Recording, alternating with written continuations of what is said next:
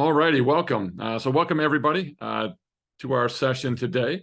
So you get a good treat for everybody here. We wanted to, Igor and I both wanted to get together with you and kind of give you our different trading styles and answer some generic topics for you and maybe some specific questions. So we opened it up to a lot of the Mr. Top Tick members to pose some questions. We'll try to answer some of those today. There was a lot in there. We won't be able to get to it all, but for those of you that don't know me, I'm Tom King, one of the traders here at Mr. Top Tick, and then Igor Ivanovskiy. And Igor really is the founder, creator of Mr. Top Tick, so he's the head cheese here on everything. So it's fantastic to have Igor on here. Fantastic trader. I think we'll all get a lot out of it today. One of the things we wanted to do today is spend a little bit of time with you at the beginning here. And I'm going to let Igor kind of kick it off with some of his trading styles, and he's different. So we are different. We're two guys trading. He's got a lot of experience out there and what he does, and does some fantastic things. And we're just different. I'm a much more simplistic trader. He's a much more advanced trader. So a lot of my stuff isn't always the is probably as detailed as it potentially could be in many cases, but Igor has got his own style, and I want you guys to learn from both of us today. We're going to keep it moving. We're also going to keep it to about an hour today, and if you like what we're doing, we'll get it rocking and rolling. So we are recording it. We'll have it for our members here as well, and we'll talk to you guys about some pretty cool things we're going to do at the end with you as well today. But this is not meant to be a sales session. This is just meant to be an informational learning training session for everybody here. So Igor, I'm going to let you unmute, jump in, and talk a little bit about your style of trading and how we're a little bit different, how you approach things, and some of the things that you have been doing that work for many of our members as well. So you are muted, so you'll need to unmute. There you go. All righty. All right. Thanks, Tom. And welcome, everybody. As you are already, a lot of you are familiar with what Tom does and his trading plan and his trading style and so on and so forth. We do get a lot of questions from members about, it's Tom versus Igor and different trade setups, and how do we go about trading the very popular nowadays, the 1-1-2. And I want to talk about trades that I do, my trading style, my I guess philosophy on trading as a business.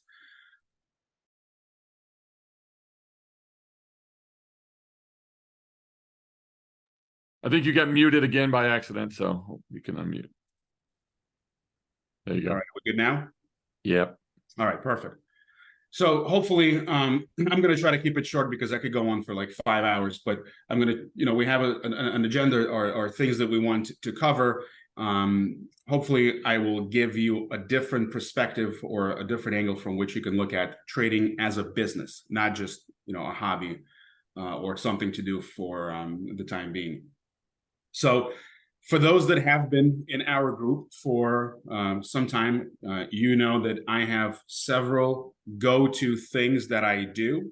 These are, I don't want to say non-negotiable, but for the most part, these are trades that I take every single week. Some are several times a week.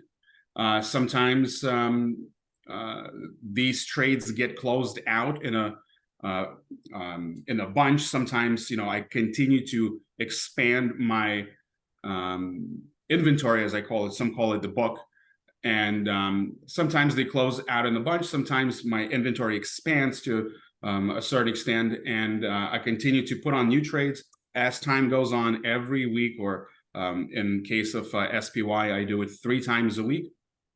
Put these trades on, and then as I have a certain criteria for my stop loss or my exit, and if either one of those 2 criteria is met, that's where the trade is going to go off.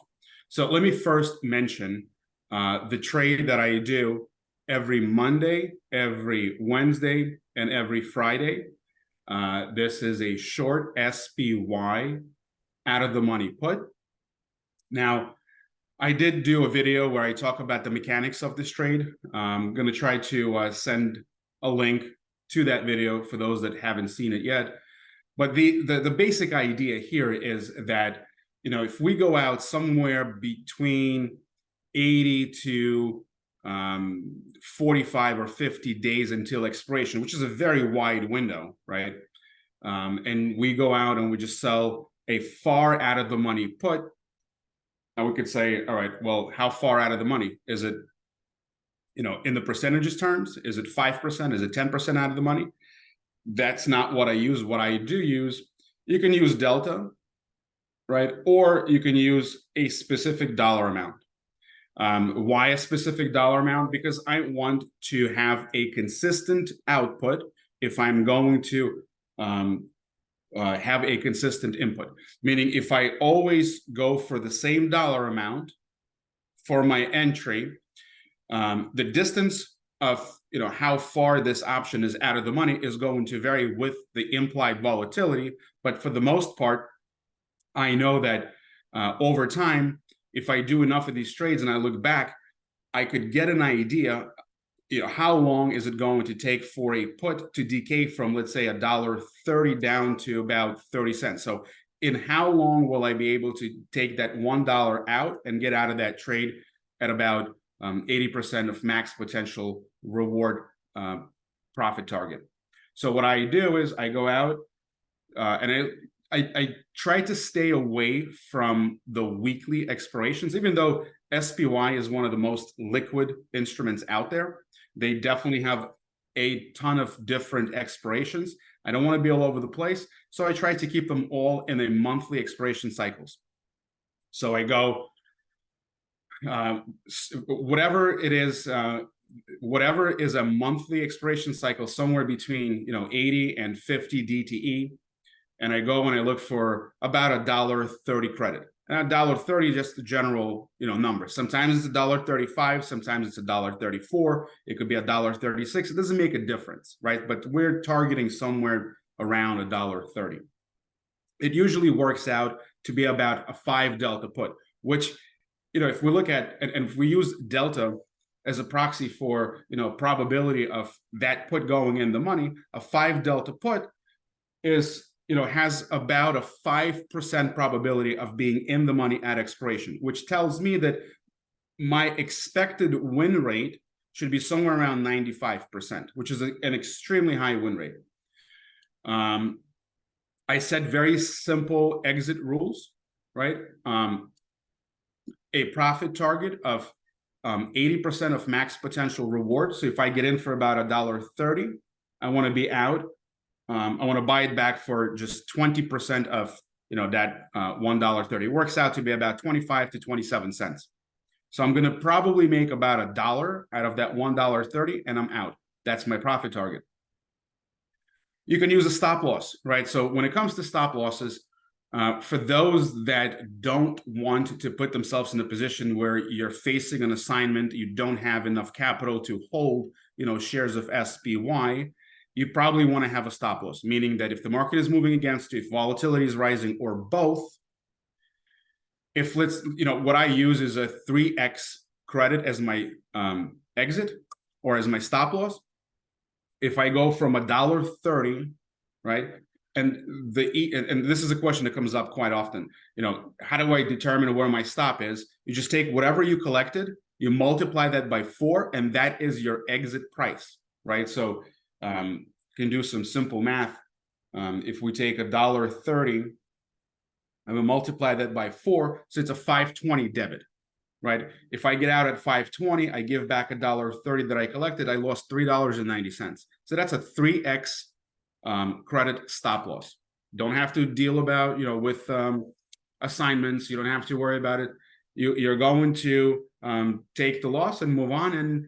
And it is something that can happen. A lot of people think, oh, 5 delta puts, I sell those, I don't ever have to worry about that. That's not the case, because there are times where market is going to pull back much faster than previously anticipated, and you will be facing a situation where you will have to take a loss of about $3.90, right? You always want to take that loss and convert it into dollars. And that goes a little more towards the sizing of the position, right? So if you're going to lose $390 per one contract, you also want to understand that $390 loss, how does that relate to your overall account size, right? So just because maybe you're in a position where, you know, you're using portfolio margin and the initial margin requirement is very little, it doesn't mean that you need to go all in and, you know, load the boat on these naked puts, because what happens if you do get to a point where you're facing a stop loss and now, you know, let's say your account only would allow you, if you sized it properly, to take on a position, maybe, you know, 5 contracts at most, but since the initial buying power was so low, and instead of doing the right amount of contracts, you went with like 20 or 40 contracts, and now you're facing 390 times 20 or $390 times 40. That's way more than you were willing to lose in the first place. So you got to think about all these things, but it's very simple. So if you don't want to deal with assignments, if you don't want to deal with holding shares of SPY, you use a stop loss. You put the trade on, and you only have 2 things that could happen, or maybe 3, right? A, you get to your profit target. B, you get to your stop loss. Or if you fall asleep and, you know, maybe the whole thing expires and nothing happens. But normally one of 2 things is going to happen. Either you get out at your profit target or you get out at your stop loss. Now, what I do is a little different. So instead of using a stop loss, you know, I use a little bit more of a discretion. And this is where maybe me and Tom differ a little bit, right? He's more mechanical. He's more like, all right, these are my rules, A, B, C, D. There's nothing in between. There's no, you know, I take a little bit of a different approach. You know, what I do is, you know, if I sold a bunch of puts and then maybe a month later, right, where I still have maybe, you know, 30 or something days like this to expiration, and the market has been pulling back, right? And now I have to make a decision. Do I stop out, or do I potentially take assignment on SPY, take the shares, maybe I catch a dividend? And what I'm also going to do is I'm going to sell covered calls against these shares to potentially get myself out of that position. I'm okay with it. Again, this isn't for everybody. You know, I would hate to see people, you know, message or, you know, write something along the lines of, hey, I'm facing an assignment of 3,000 shares of SPY. There's no way I have that kind of money. What do I do? You know, it's too late to think about that. You should have thought about that before you took the trade. So as part of my trading, right, I do consider taking shares of SPY to a certain extent. And, you know, let's say if I sold 40 puts, maybe I'm not going to take 4,000 shares of SPY. Maybe I'll stop out on the first 20, and then I would be willing to take the other 20 contracts on assignment, because odds are the second 20 puts that I sold are much further out of the money, where, you know, maybe I'm getting a 20 or 25% discount on these SPY shares relative to where SPY was when I initially took the trade, right? I hope that makes sense. So if I have a, you know, large inventory of SPY puts that I sold, and I am willing to take assignment, I need to know where, you know, at what prices do I take the shares, and at what prices I'm not willing to take the shares. So I will exercise my stop losses, right? But all of that is thought about before I actually take the trade. And, you know, as far as, you know, going back and doing some back testing, there are softwares out there that can give you, you know, all this information. But, you know, just looking back at what I've done with these SPY puts, and, you know, we don't have data going back to, you know, 1800s, but we do have, you know, these are the trades that I did with the SPY short puts. This is going back to about October 2021. Are you screen sharing or not yet? I am not. I'm just Okay. looking at a spreadsheet, and I shared this in one of the channels, and somebody just recently shared this again on Discord. But All in all, we had 313 trades. There are 8 trades that are open. So the win rate, and I did stop out on I think there are about 8 losers, and this was early February 2022. Right, the market was rallying hard in 2021, and then at the beginning of 2022, we just started to go down. So I wasn't willing to take the shares because I felt like I wasn't getting a big enough discount on the price, and there was, potentially more downside, which it turned out to be true. So instead of taking assignment right away, I decided to stop out in the first 10. I got stopped out on the first 8, and then the market kind of leveled off, and from there it was just all green. So out of the 305 closed trades, 297 were winners, 8 were losers. Win rate is 97, just over 97%. Average credit was about $1.30. Average DTE was about 60 days, and average days in the trade was about 30 days. So now, based on this information, and again, this is just going back a couple of years, I know that if I sell a put about on average 60 days out, I should expect to be in the trade for about 30 days. I'm going to collect about $1.30, and I'm going to pay about 27 to 30 cents to close it out. And I should expect to win about 95+% of the time. It's that simple. And again, this trade is a very high probability trade. It's not something that's going to triple your account either. So don't, think that, this is the holy grail. It isn't. It's just a part of a bigger puzzle that we're trying to put together. Right, we put out so many different variations of different trades, and this is just one piece that will go into. Maybe you use it, maybe you don't. That's completely up to you. And we always say, you got to do what is best for you. So maybe you can use something like the short SPY. I know we have members that instead of using SPY, they use options on futures, MES or ES, because of the buying power requirement. So using span margin for options on futures make it a little bit more buying power friendly of a trade. But if you are using a portfolio margin, selling one SPY put will take up, I don't know, maybe about $1,500. So it's not a lot, but not a lot in terms of what's your notional value, right, of the put. So let's say like today, if I was to sell, let's see, the most recent put I sold was at 408, right? So at 408, this is almost a $41,000 notional value contract. And if it takes me $1,500 to put this trade on, so compare 1,500 to 41,000, the initial margin is very little in the portfolio margin account. If you can do portfolio margin, you can look at MES or ES options. Span margin will give you that leverage. But just remember, always think about the leverage, and I always say this, with great leverage comes great responsibility.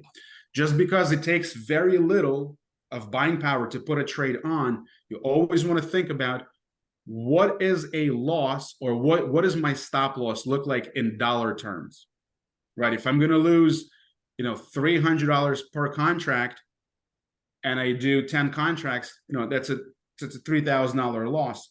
How does that $3,000 loss relate to my overall account? And from there, you can kind of decide how big or how small of a trade to take. Don't let the buying power requirement dictate the size of your trades. Understand your losses in dollars, and let those dollars tell you how big or how small of a trade you should take. So it's very important, because sometimes people get crazy with, little buying power requirements. And especially when it comes to, like the gold and the oils, and, oil is a big contract. Gold is a big contract. If you look at span margin requirement, it's very little compared to the notional value of the contract. So sometimes people, they get, trigger happy, and they go all in heavy on gold and oil, and maybe some wheat or whatever else. And when things, turn on them, they don't realize how fast they put themselves in the position, not because the trade is bad or because the strategy is wrong, because the size was just too big because of leverage. So that's SPY. And today being a Wednesday, I'm going to put on an SPY short put. I haven't. A quick question that was out there too was, I mean, we've done this before using ES or MES as well. I mean, so if you don't have portfolio margin, and this is something you want to do, we had done this before. I was doing this, years ago with MES, and then I moved to ES. Essentially, this was the basis of me moving to strangles, was because, hey, I've kept putting on the naked put piece. Why not put on the call piece here as well? And that's really what led me to doing more of a mechanical weekly strangle strategy that evolved to what it is now, which is not weekly anymore. But that's really what got me doing strangle. So I saw the question in there. You can do an ES version of the same type of trade. Just understand the underlying that you're trading. Yeah, and I would also, again, so going back to how I would do it, would I do a mechanical strangle? Maybe. Only issue with that is, you want to be aware of where you are as far as price on the chart. If the market had just moved 12% down in like 3 weeks, and you're selling puts and you're selling calls, you kind of putting yourself up to take some heat on the upside, especially based on what we have seen, and except for like maybe last year, right? This year, any pullback, we saw a pretty sharp reversal right off, like V bottoms, no W, no U bottoms, pretty sharp reversals. And if you're selling calls along with the puts, when the market is trading, at -3 ATR, you just kind of want to understand, is the worth, or is the juice worth the squeeze? Sometimes it just doesn't make sense. But for the most part, I think just relying on the simple fact that implied volatility will overstate realized or actual volatility about 85% of the time, you're probably going to make money in the long run. You may have 3, 4, 5, 6 winners, and then a couple of losers, and then 20 more winners. Losers all come in the bunch, and they usually come in a time when the market goes from low vol to elevated vol. That transition is never pleasant. And we'll talk a little bit about that when it comes to 112s. I'm also going to talk about how I go about setting up 112 traps. And I also noticed that some trades that are troubled and trades that need to get stopped out, they usually happen in the time where the market doesn't necessarily go down, but when volatility goes from like VIX at 12, 13 to VIX at 20, there's a very good chance that, my trades are going to be troubled for sure. Not all of them are going to survive. I know that from, just from experience. And I, always have to be ready. You have to always know where that exit door is. And when it's time to go, it's time to go. What else? So we touched on the SPY. Let's talk about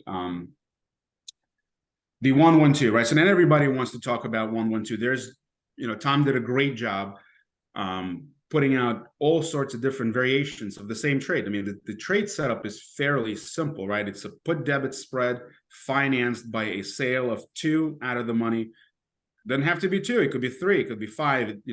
Now that's up to you. The idea of what we do here is literally, we're going to give you it's like buying a suit off the rack.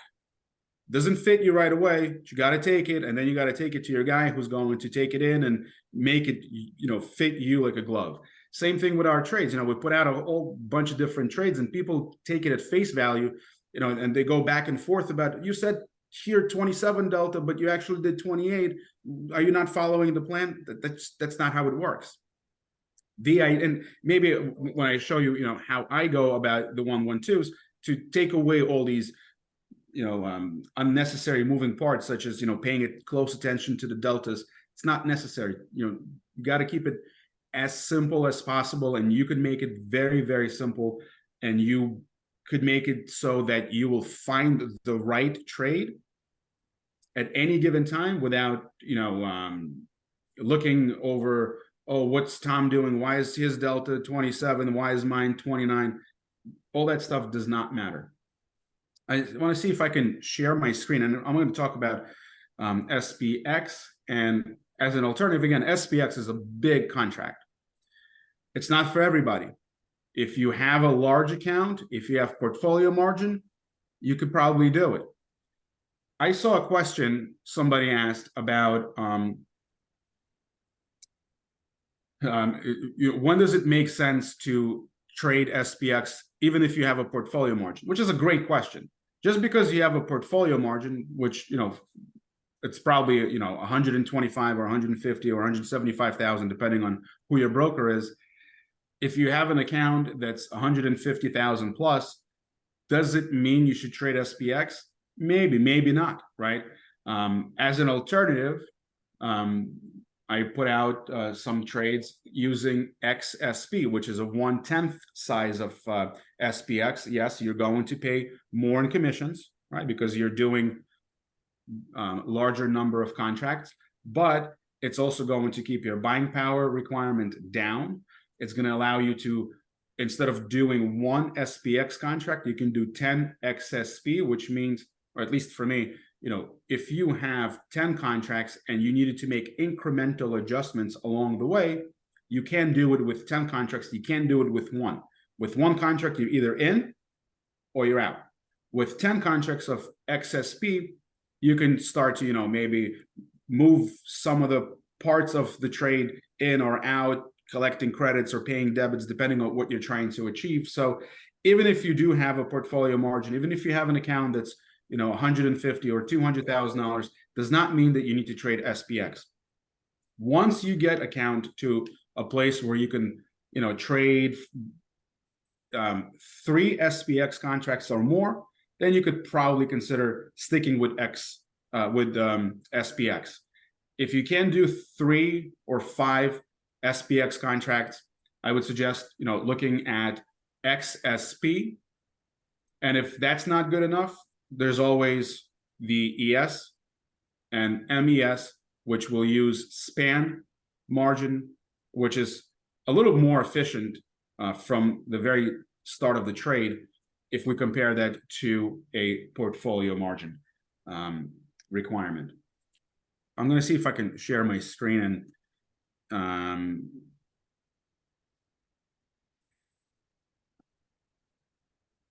give me 1 second, guys.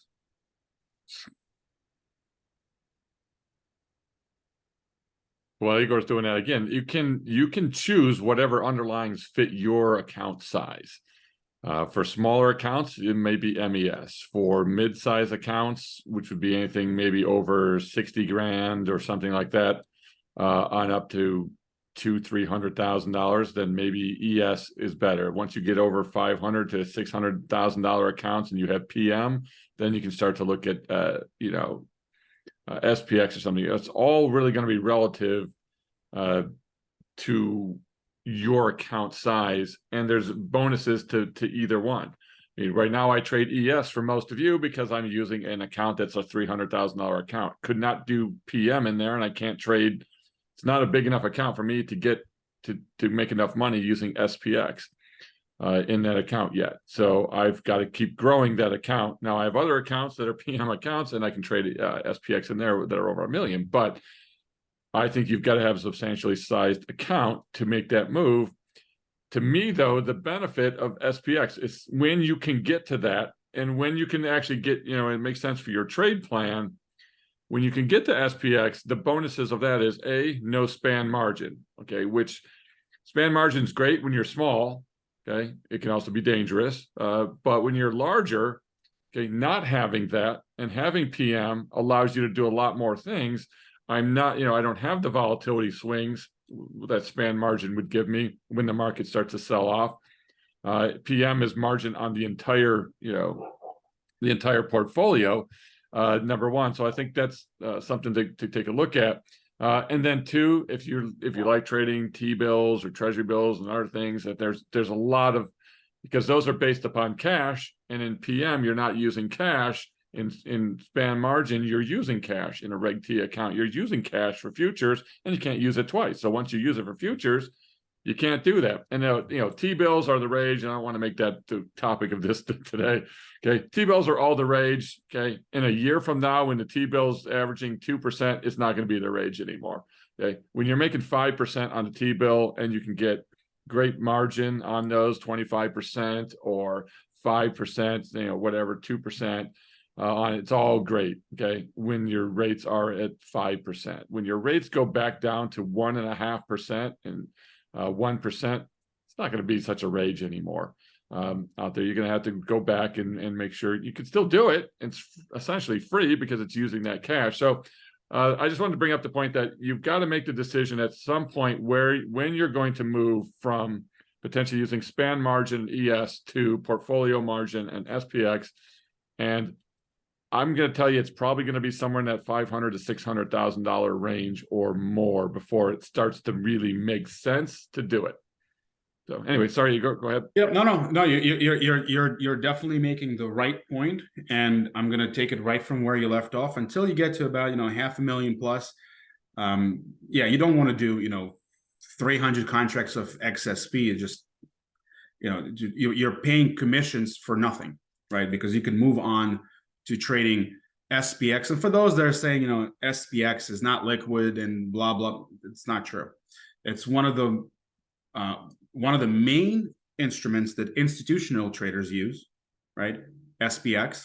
So liquidity is always there. If you're ever trying to stick in an order and you don't get a fill, that's because your price is wrong, not because there's no market. There's always a market. So you're going to have to, maybe give up a nickel or a dime or whatever, because let's remember, they're not coming to us, we're going to them. So you're going to have to give something up in order to, you're not going to get raped, but you can't have it your way. If you need to put the trade in, you're not getting fill, that means you need to improve on your price. And that's the name of the game.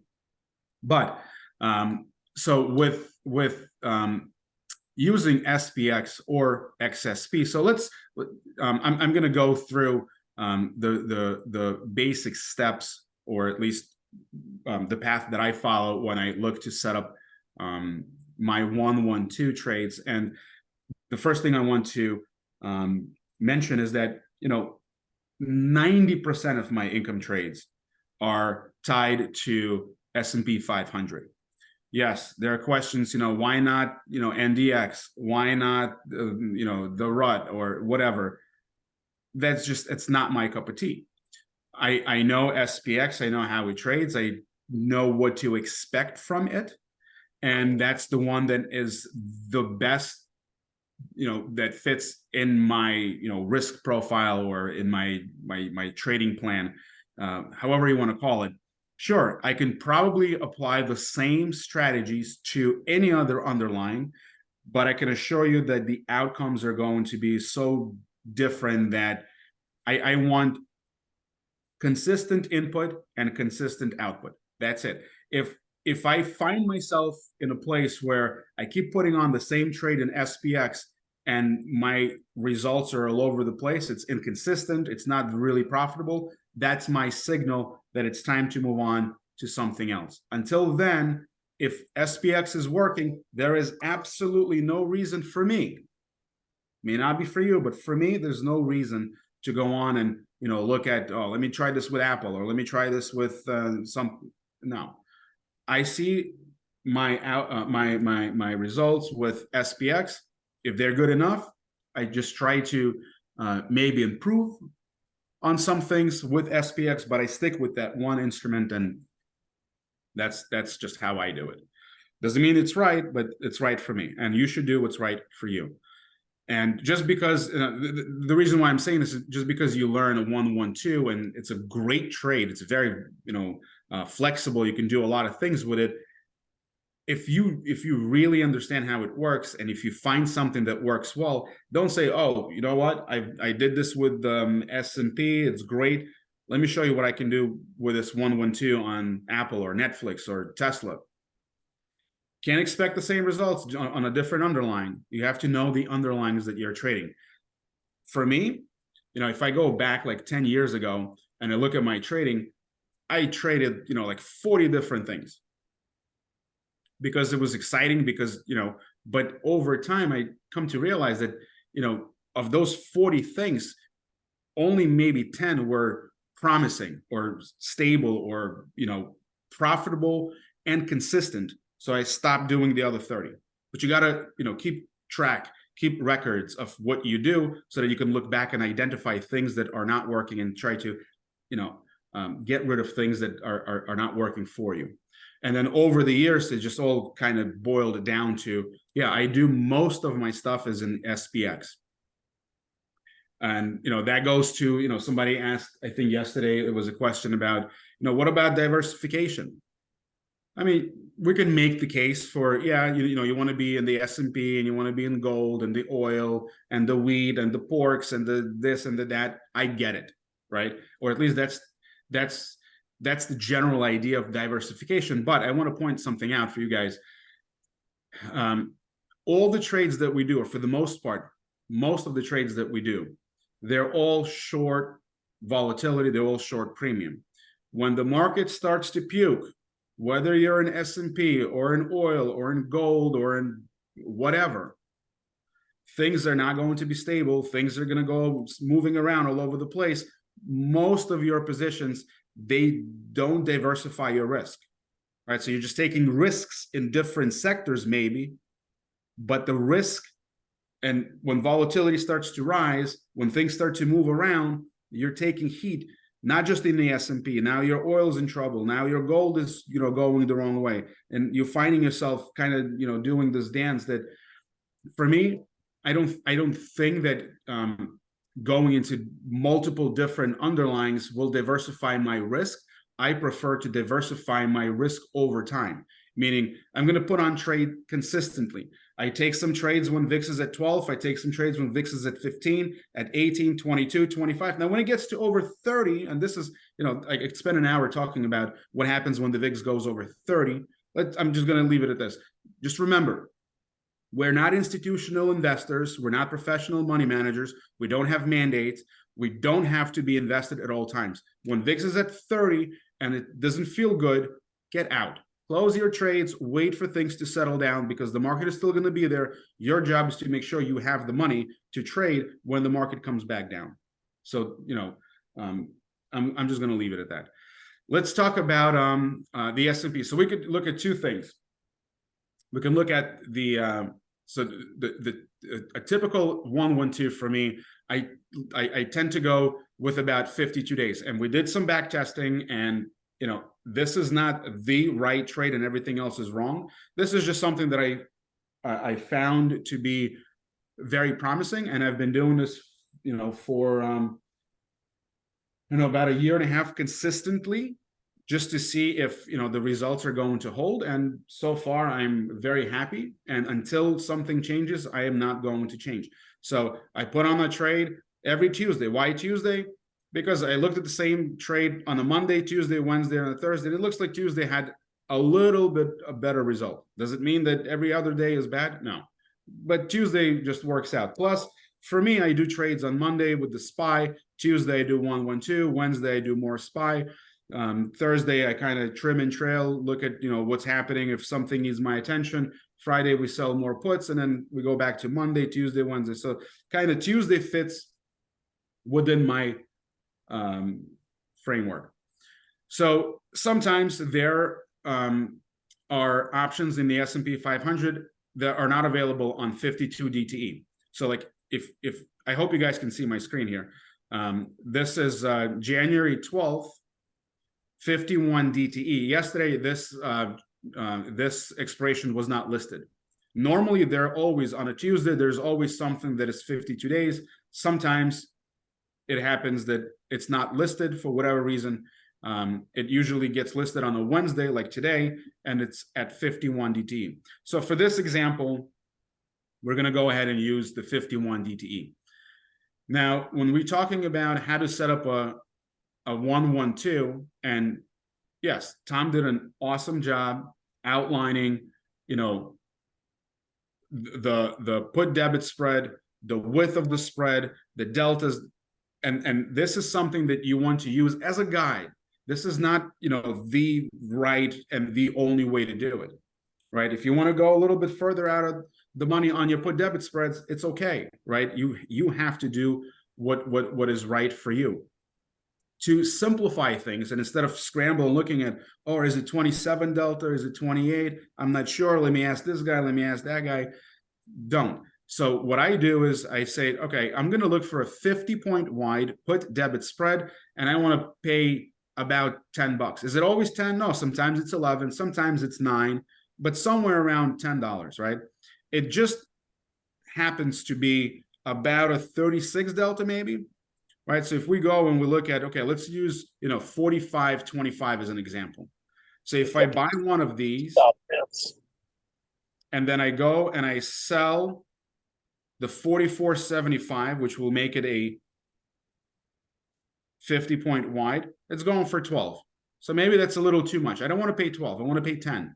So now I'm going to start to go and shift my strikes around. So I go from 45.25, let's go to maybe 4,500. 4,500, and then on the long leg, on the short leg, we go to 44.50. All right, so this one is 1070. Is it 10? No, it's 1070. Is it a big deal? No, it isn't. So 1070 would probably work. So if I'm buying a 50-point wide for 1070, let's take a look. The $4,500 put is a 32 delta. Okay, that works. But you said 27. Doesn't matter. It's a 50-point wide put debit spread for $10. I don't care what delta it is. It doesn't matter. In the times of high implied volatility, this put debit spread is going to be further out of the money. And times when volatility contracts and volatility is relatively low, you know, this put debit spread is going to be a little bit closer to at the money. But it's always going to be a 50 wide for 10. It's very simple. If you don't like it, you know, you could look at a chart and you can say, well, you know what, where are we? We're at, you know, 45, 58, 4,500. It's too close. I want to go further. Then by all means, go further. It doesn't matter, right? It just has to align with your directional outlook, at least in the near term, or for the next, you know, 50 days or so. So once I find the 50-point wide put debit spread for $10, now I need to go out and I need to sell some puts. They're going to cover the cost of this put debit spread and also leave a net credit of about $10. And we can just look at the price of these puts, right? Where are the puts that are currently trading, right? So I have this column mark. This is the mark or the mid price. This is right between your bid and your ask. What can we sell for about 1080? So we have the 41.75 going for 1035. Okay, close enough, right? So we sell two of these. So now we have a 112, right? We're spending 1080 debit, and then we're collecting 1030 times 2, and this is what the risk profile will look like. All right, this is your typical 112 risk profile. Volatility is relatively low, so we unfortunately don't get to place our naked puts far enough out of the money. And, you know, that's part of the game. When I mentioned, you know, diversifying over time, so like this trade could potentially be a horrible trade to take. Why? Because, well, your naked puts are not too far out of the money, right? At 41.75, about 10% or so. When VIX is higher, and this is from experience speaking, when VIX is higher, you know, we usually could place the short naked puts maybe 13% out of the money. Right now, we're barely getting 10% out of the money, and that's because volatility is low. So if I take this trade, and the market goes down and volatility increases, this trade is going to suck. But the next trade I'm going to take, when volatility is higher, my short puts are going to be maybe 15% out of the money. So I'll get a nice blend of trades that are all kind of, they're all going to work together. Some trades are going to be, very slow because there's only so much more volatility that could come out of this trade. And then some other ones are going to make up for it. So this would be a normal 1-1-2 using SPX. Now here, the reason why I'm doing this is because I want to show you guys that a one lot in the SPX will take up, right now it looks like, about $54,000. And this is in a portfolio margin account. Right? $54,000 to put this one SPX.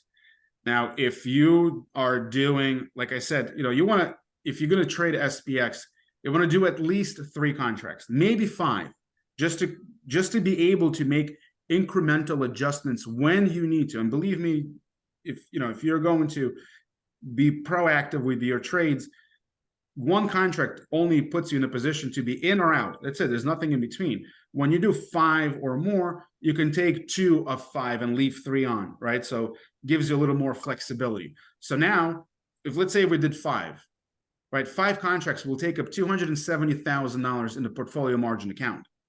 Let's assume that you're going to use up half of your buying power. So that's 270 times 2. You need to have a $500,000 account just to trade 1 5-lot in SPX. And this is what Tom said. If once you get to about $500,000 in the account and you're using a portfolio margin, you can start to look at SPX. So what's the solution, right? Like a lot of people are saying, well, I can't do this, man. This is nonsense. Well, let me just write down the strikes that we used, and then we're gonna. And I'll do the same type of trade in ES in a minute as well, and we'll put the same basics. So this is your standard 1-1-2. It's not a long-term 1-1-2. It's not any other kind of 1-1-2. This is your standard 1-1-2. It's around 60 days or so is about what I'll typically do on it. Now, something that we found that's pretty interesting, and Igor's making some really good subtle points that you're probably maybe didn't pick up on or not, but once you place a trade, having multiple contracts gives you so much flexibility. We haven't really even delved into that much on the standard 1-1-2s that I'm doing with most of my accounts, because we're just trying to keep it simple for most of you. But once you start to add, once you can get above adding 2, 3, 4, 5 contracts for any trades that you have, okay. We've talked in our Discord about how to manage the put debit spreads, when you can take those off early, when you shouldn't, how to change that put debit spread, when should you roll up, roll down, roll it. Well, outside of rolling strikes, you can also start just taking pieces off. You could take, if the market's moving up, you start to take maybe 1 or 2 of the naked puts off. Okay, if you have 5 naked puts and or let's say 10 naked puts, and you have 5 contracts of your put debit spread, you could take out 5 of the naked puts, turn it into a 1-1-1 trade at that point in time. You've taken off, more than half of your risk potentially. You still have the PDS in full force. Okay, so once you get to the larger sizes and you can start doing multiple contracts, now I want you to start to think that what else can you do besides just rolling up and down potential strikes for the put debit spread, or just closing the 2 naked puts. Once you can start to do multiple contracts where you're at 5 or more contracts minimum on it, it opens up a whole new world of adjusting and being able to start booking profits early and managing your trade a little bit differently. For some reason on this account that I'm sharing here, I do not see a 51 DT, but XSP had listed a 51 DTE for XSP, and these are 12th January. But let's just, I'm gonna just set up one more trade, and then I'm gonna let you take over, Tom. Let's just use I don't know. I already have a position on and the 19 January expiration. But let's just look at, for comparison, right? If we use similar or same strike, so we were long 4,500 put, which XSP is 1/10 the size of SPX, right? So that put is not 4,500, it's 450.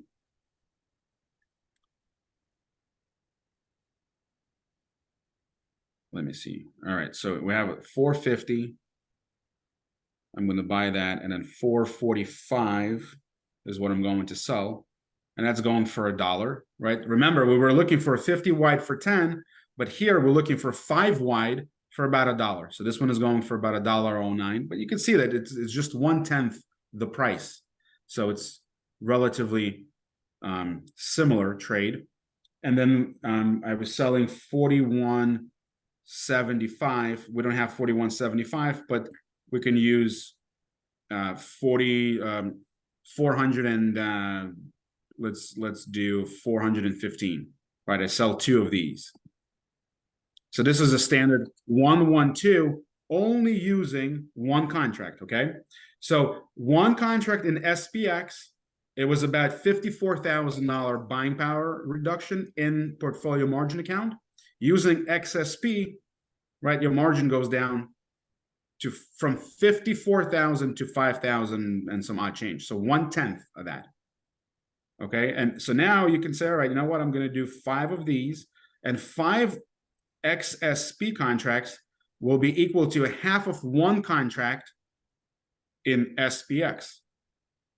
So doing 5 contracts in XSP, buying power is just 25,000. So if you have, you know, $150,000 account, you can do 5 contracts of this trade here. You're not using, you know, more than 50% of your buying power. As a matter of fact, you can probably wait a couple of weeks and set up another trade, and now you're going to have 2 things going at the same time. So the point is that if you find yourself in a position where you cannot trade SPX because maybe account size isn't big enough, maybe because you could only do 1 contracts or 2 contracts, look at XSP as an alternative. We're not going to go back and forth about liquidity. These are just as liquid as long as the price that you're trying to trade is right. It's a fine instrument to use. There's no reason to worry about liquidity. Some people look at the open interest and say, oh, there's only 9 contracts on this. It doesn't matter. If you need to put the trade in and the price is right, whoever's on the other side of that trade will be able to very easily offset their risk. So they'll take the other side of your trade. You will have no problem finding liquidity. So XSP is the solution for those that can't trade SPX. I think we can talk about these things for 3 more days, but I'm gonna stop here. Tom, go ahead. If you got something that you want to talk about, we could go on for a bit longer, however long I'm available. So yeah, we're going to jump in. I get a little bit of time here, so I'll share my screen as well, and we'll jump in. We'll throw some stuff on as we look here. So we'll keep it rolling on the 112. So we're talking about the kind of the standard 112 trade that you have, and it really depends on your account size. So whether you're using portfolio margin on a $500,000, million or more account, or you're using Reg T, using span margin in a smaller account, you got to find the underlying that's going to work for you based upon your trading plan. So we know right now the goal is to figure out what's your goal here. For me, it's I want to make consistent monthly income. That's my goal, is consistent monthly income. Yes, I'm trading, but I want that consistency. So I'm going to put these on a pretty regular basis and ladder these trades on. It's not going to be like 1 or 2. For me, it's going to be, I'm going to have 8 on if I'm putting them on, on a pretty consistent basis. If you're looking at, pretty much the standard original 112, right around 60 days. So I'm grabbing the January 19th here, the 58-day trade. And yeah, you can pick whatever, as Igor mentioned, you can pick whatever deltas you want to start at. For me, the original trade was a 10 wide PDS, or about a 50 wide PDS for $10, selling roughly the $10. Okay, naked puts down here. Okay, I'm thinking 11.25 for that trade. That's what it's going to look like when you're doing, pretty much the original trade. And this is using ES in just a standard Reg T account using span margin. In the tail up here, I'm making $563. Okay, which is great. That's my income. If we stay in the tail and I'm using $8,500 in margin, I'm making 6.5% on this trade. I'm doing it in 58 days. For me, then it meets my criteria, because my criteria is 3% a month. Okay, so I want any trade I'm putting on to be able to at least generate that 3% a month goal that I have. So this is a 6% trade. Pretty much, I think, pretty similar strikes to what Igor just had, I think. So pretty much the same. Now, what's your overall goal here? So when you looked at this curve, we're not that far from the trap. Okay, so what's your goal? For me, it's maybe a little bit more income. And there's a couple different ways to massage this. If you start to move this down, if you remember here, that look nice. All right, so anyway, you're about $560 in the tail and about $3,000 in the trap at these particular strikes, taking in this 11.25. Well, let's say we want to bump this thing down a bit. Okay, we want to get a little farther here because maybe we're going to keep it at 50 wide. We're not going to fuss down here. Let's leave this alone for now. Well, now I'm taking in 12.50. How's this trade different now? Well, you can see that the trap now is farther from the current strike, okay, which is, either less or more appetizing depending on what you're trying to do. I would, maybe I want more income, so I want $12 in income here, which is going to give me $625 on $8,500 in margin.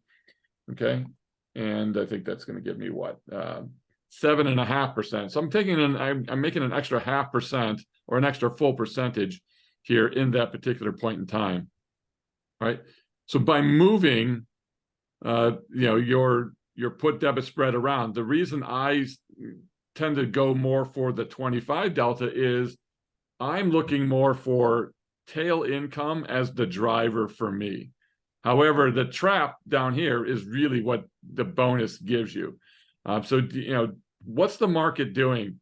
What we've also found is in a bullish market, so this is not a bullish market, even though the market's going up, to me, it's not like it was in 2021 or something like that. So when the market is in a definite bull market mode, and again, bull market right now, but you can't, a couple months and a couple weeks is not a bull market to me. You might want to shrink this down. So maybe, and my suggestion is you start to look at 30 wides in a bull market. Okay, that 30 wide is going to now pay me $15, to put this trade on, and now I'm making $7.75 in the tail because the chances of it falling into the trap are very, very, very low. Okay, in a pretty strong bull market. Okay, so what's your goal? Is your goal the income or is your goal the trap? And we have multiple different 1-1-2 trades to do that. So just by changing these around, so there's a 30 wide. So I found 30 wide and really 40 wides, okay, here are best in a bullish market. So you've got the 21 above the 50, above the 200. We're moving higher. You're using a little technical analysis just to get a sense of where's the trend. Fine. If we're in more of a bearish market, okay, then maybe I want to be wider. Okay, and we start to widen these traps out a bit now. So this becomes more of what we call like the FB 1-1-2 trade, or the fat bastard 1-1-2 as we call it. Don't be offended by it. But that's this particular trade. And what we've done is we really haven't fussed with these naked puts at all. You can, but all right, now I'm in a bearish market or a sideways market. Okay, if if we seem to be heading down, is the 21 day doesn't really help you on a trade that's 60 days. Okay, so maybe it's the 50-day moving. If the 50-day moving average is not pointing, is maybe it's sideways, maybe it's down, maybe it's below the 200, whatever your definition of the market direction being is. Now I can keep changing these or adding different ones on. I want you guys to just think about all the things that you can do. And I also want you to think about all the things you can do when you start to add more contracts like Igor was doing, where he's talking about, okay, now 5 contracts, 10 down here. Okay, I'm still getting the same amount. It's a larger trade now, but what happens if I roll these up? What happens if I roll down? What if I just change this particular leg here? Okay, and I want to sell a couple of these. What happens to the trap now? Okay, this is when you start to really get better at what you're doing. Is as I start to modify this, as this thing has moved down. Okay, maybe I sold 2 of these short puts, and now this is my trap, where if the markets drop even 5% from here, so 5% from here is about 200-point drop, puts me in here. Okay, this is a $29,000 trade potentially in the trap. So what's your goal? Is your goal the tail? Is your goal the trap? And then once you can start to get more contracts on, it becomes a lot more easy for you, I think, to start to experiment with, what do I want to do? So this would be one particular trap. Another version of this same type of trap that we do here would be, maybe we keep it at 50 wide, okay? But I'm bearish, so I'm going to drag this sucker all the way down here to this, okay? I'm bearish, okay? But this trap only pays me, and let's go back to having single contracts here. With one contract on, this trap's going to pay me 2,500, but essentially it's a giant, bearish trap from a width standpoint. So if you're expecting recession to hit next year or something, but it might take longer than a couple weeks or something like that, okay, I want to give myself the chance to move down into this area and just stay in a big long trap. So you can go with a fatter trap. Okay, you can go with a longer trap. Okay, if it's a fatter trap, I'm going to widen the put debit spread. I might have to bring this up, and now I've got $7,000 in the trap versus something, okay, that's more akin to this, where it's only $2,000 in the trap, but I got a wider net now to catch people in. When I go for the FB type of trade, okay, I have a much smaller net, but it's a lot, but it's a lot more money if we can catch the bear in that particular trap. So just experimenting, I think, with the different widths, experimenting with the different, I use delta, but experimenting with the different size of the PDS and the width or distance that your put debit spreads are. You can also start to experiment with the fact that maybe, again, it's a 1-1x is what we're saying here, as opposed to 1-1-2, it's 1-1x, it's whatever you want to be. You want to do 3 naked puts down here, okay, because you feel that the market's maybe in a little bit more of a bullish market, and we're in a confirmed bull market trend right now. Now, this is a 60-day trade. Okay, so just because we're in a overall bullish market, you could be with a bear, a bear trend or bear sell off in a overall bullish market, or are you in the right now is the bullish trend in a long-term bullish market, okay, or is this just whatever your feelings are on it. But if I go to a 1-1-3 down here, now I'm getting a lot more money in the trap, because I'm expecting that in a bullish market, most of the time in 60 days we would probably go up. So if you have the buying power, you can see how the buying power is doubled here when we start to add. So if you've got the buying power to do it and the ability to move trades around, I think it gives you a little bit more consistency. So bottom line here is, when we started the trade, okay, and then for me, I'll just keep it, if I start around 25 delta, again, it's just an area to start with, doesn't mean that's what I do. It's around 5 delta or so here. Then I look to see, does this make sense? And if it doesn't make sense, okay, for this tail, and this is why Igor mentioned too, you can't necessarily do this on gold because this setup and these deltas, they don't work on gold. Okay? This trade does not work on gold very well. It works in oil, okay. But maybe I have to tweak the setup. Maybe I have to go more a 6, 7, 8, 10 delta down here. And maybe I have to move the puts up or down to make it make sense a little bit more for me. I've still got to get, in my opinion, I've got to get 6% in 60 days for me. Anything less than that is not acceptable for my trading style. If I only get 3% in the tail, well, that's good. You can still make adjustments. And I think Igor's point is that he can adjust as the market's moving when he has more contracts. So even if he may start with like a 1% trade, he can actually start to move things around where he actually can start taking money off of this trade that eventually by the time it's done, he's made 10%, but he only started with a trap that makes 1 or 2%. Does that make sense to everybody? Hopefully. By making the adjustments and having enough contracts on, you can start to make trades, make more money as you go. Yeah, and you definitely did that just recently, right? Where you would, shrink the size of the put debit spread, and pull some of that money out of the trade. Yep. Which I think is a great adjustment because look, you start the trade, right? The price is outside the trap.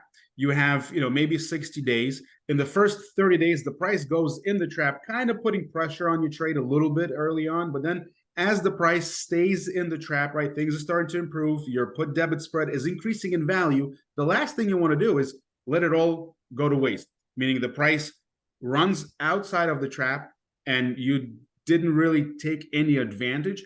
Now, sure, you could play just pure probabilities and saying, you know what, I'm going to wait for the trade to expire either inside or outside the trap. But I think if you are a little more proactive, and if you could just increase your return just a little bit, right? Again, it's not going to double your account, but over time, right? And this is what I have noticed in my 112 trade campaign is that whenever the price moves against me initially and pushes the price into the trap, I tend to put the trade on for a credit, and then when it's all said and over with, I actually end up collecting more credit to close the trade. So I get paid on the way in and I get paid on the way out. If I didn't do that, yes, maybe I catch something in the trap and that's great. But a lot of times, if your trade has 60 days, in the first 30 days, price moves into the trap and then runs away, yeah, you're still going to make money. But it's more fun to make money when you don't let the bear run out that easy. Maybe you're reducing the size of your put debit spread. What I like to do also is remove half of my naked puts, right? Because now all of a sudden, yes, I do give up some of the profit inside the bear trap, but I'm increasing my potential reward outside the trap in the event that the market has a fast and hard reversal. And also by closing half of the naked puts, I open up some of the buying power so I can continue to put new trades on. Yep, and here's a good example of this is the current 112 in oil that I have on. Okay, and everybody's all up in arms about oil. Oil's only down, by the way, 92 cents right now. It was down almost $3.50 at the open. So while everybody was wetting their pants this morning that oil was going to zero, I'm cheering it on. It's not doggone low enough. It's not in the trap. I need it to go down here. I mean, it's great to make some money up here. It's great to make the $600 on this. I want the $1,600. The doggone thing needs to go down. Okay. I don't care that I have a loss early on and it's starting to move against me. Yeah, I want it in here so that I can start to maneuver my way around. I think I've had two trades that we've closed recently where by adjusting this, we adjusted on an FB 112, I think it was. I adjusted the put debit spread twice for over $24 each time. Okay, so I adjusted it once for a $24 credit. I adjusted it twice for a $24 credit. Okay, then I closed the PDS for a winner at the end for more credit, and then we closed the naked puts for a small debit at 95% or let them expire either way. Okay. And instead of taking a trade where we had maybe I think we had $1.50 credit to get in, and we ended the day with a $46 credit. So I got paid $1.50 to open a trade that I eventually closed for a $50 credit overall. So it's not too often that you open trades for a credit and you get even more credit by the time you close. That's the bonus here of being able to maneuver your way around the trade. I just like the fact that I get I want my tail to generate X amount, but again, it depends on totally your goals in the trade. So I'm going to kind of leave it there for today, that it's really up to you and your trade plan, but it's also up, making sure you have enough tools in your tool belt to be able to put the trade on that you want. Okay, we can do a long-term 112, which I like that because it lowers my buying power. It gives me good control over the trade. I make more money over that span of time than I would at 60 days. I make more money at 120 days because the buying power is less, the income is more in relative terms versus 60-day. So I like to have some of those on. It's generating me just cash as I go. Okay, now I'm sprinkling in these other 112s in there. I'm putting in 112 trades on ES or CL or whatever, and then I'm doing a hedged version, which is I just showed you two of those, where you can either have the long trap or you can have the big fat trap, and then you start to move around. All depends on your market outlook for the next 60 days, or at least the next 30 days in there. Whatever your market outlook is, to me, that determines the type of trade that you put on. And I think Igor made the point at the very beginning is you can't just get stuck with the delta that I'm giving you. Okay, that to me is my starting point for some trades, but then you got to determine, okay, what kind of a trade though what am I trying to accomplish with this particular trade? Bigger trap, bigger tail, fatter trap, wider trap, shorter term. What's your goal? And then how are you going to move and remove legs, add and roll legs on this, and remove contracts to make it, to shape it however you want. It's the really, when you use Option Net Explorer or One, as Igor uses a lot, I have it. I don't use it a lot in my demos here to keep it simple, but those things give you a sense of how to model the trade, if this, then that. And once you get to that point, I think that's where the mastery happens. All right, so we're going to wrap up. We got a couple things. If you like this and you got some use out of it, and it helps you get a sense of how we trade, how we go about things, and then how we educate. The goal is figure out how to fish for yourselves, learn how to fish. Okay, we're going to share trades, we're going to share alerts. Igor's going to post every single one of those Monday, Wednesday, Friday SPY puts that he puts on. He's going to share all of those. He's going to share all of his 112 trades. I'm going to share all of my trades. Gabe's in there. He's sharing all of his trades. So you're getting a ton of people sharing their trades. But the goal is education and figuring out how you're going to use that info to your advantage to be able to manipulate your trades so that you can book the most income that you can and not just stick with the basics of your trade. If you like what we're doing and you want to join us in Discord, we've been letting you know all week. You can use that code 40OFF or 40OFF.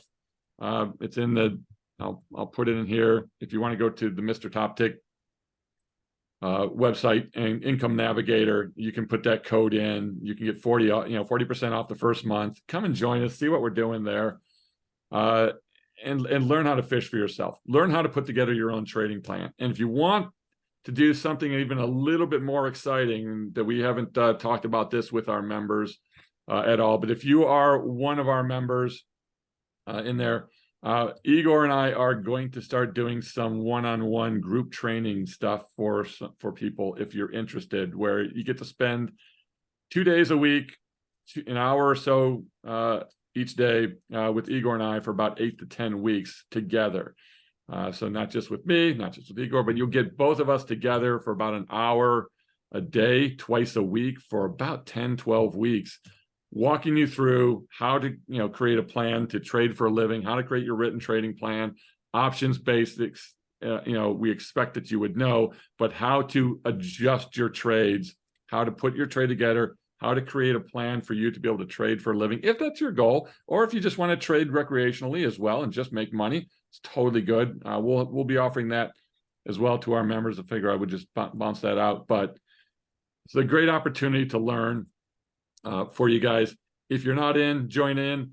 Let's see what we can do to help you guys out. And there's some fantastic stuff from members in there. If you're just looking at the member trades alone, there's enough stuff there to keep you busy. And the thing I love most, and I was a member, so I started as a member of the service years ago. I started as a member, and I was just learning at the feet of Igor and others. They're just trying to hone my skills. But the thing I love the most is I love people challenging me, like, why the heck are you doing that? Okay, why'd you do that? Why don't you do this? What if you did this? What if you try this? How come you're not doing it this way? There's some really good challenging things. Why don't we take 112s off at 21 days? I didn't really get to that today, but we'll address that one for you. But why do you do this? Why don't you do that? You know how much better of a trader you become when people start challenging you and your trades? Okay. I'm nothing special. I'm just a guy learning how to trade here, and learning from guys like Igor and Gabe and others that are really a lot smarter guys than I am. Okay, that's why I got to be mechanical, is because that's the way I have to learn to begin with, and then I can start to branch out and do things that everybody else can do. But that's really the critical thing for you, is learn how to adjust, learn how to use the Greeks and the deltas and so forth to be able to adjust your trade for whatever happens. And it's going to make you a much better trader. So, Igor, anything you want to add at the end here? No, guys, that's pretty much it. I mean, we plan on going for an hour, and we're about an hour and 20 minutes in, and we just barely scratched the surface. So I'm actually excited. For those of you that want to take your trading to the next level, I think doing small group sessions is going to be really, really great for anybody that wants to take one step further, right? Because I mean, there's so much we can talk about. And I think, going on for 10 weeks, meeting a couple of times a week with, professionals that are doing it for a living. Look, at the end of the day, if you surround yourself with people that are successful, you kind of put yourself in a position where you have no choice, right, but to succeed. But you got to put the work in, right? So it's going to be up to you. If you just want to show up and do nothing, unfortunately, there's only so much me and Tom can do for you. If you want to, lace up your boots and go to work, there's definitely an opportunity, and we welcome everybody to join. If anybody want to take advantage of the deal that we have going on for the Black Friday that started like last Friday, it's mrtoptic.com/income-navigator. You can use a code 40 off at checkout. It'll save you 40% off your first month subscription. And hopefully we'll see you on the inside in our Discord, where you can ask all questions, get answers, and be in a community of people that all have same goal in common. That's it for me. So yep. Good stuff. And we'll be doing these. I think we're going to do a lot more of these for our members, where just Igor and I just get on here and we just ramble for an hour, and we'll answer your questions. We'll do more with you guys. So it's great to ask questions in the Discord. And sometimes we can't get to everything. I mean, the people ask me questions all the time. I probably get 100 questions a day. I try to get to them all. I probably get to 80 of them. The other 20, it's not that we ignored you. We're just trying to keep up with everybody here. But these sessions, I think, are much more valuable to you because you actually get to visually see the answers on there. So we'll do a lot more of these sessions. Stay tuned. Be another one coming up your way. And everybody enjoy a great rest of your day. Have a great Thanksgiving, everybody. All right, guys. And we'll see you on the other side. Take care.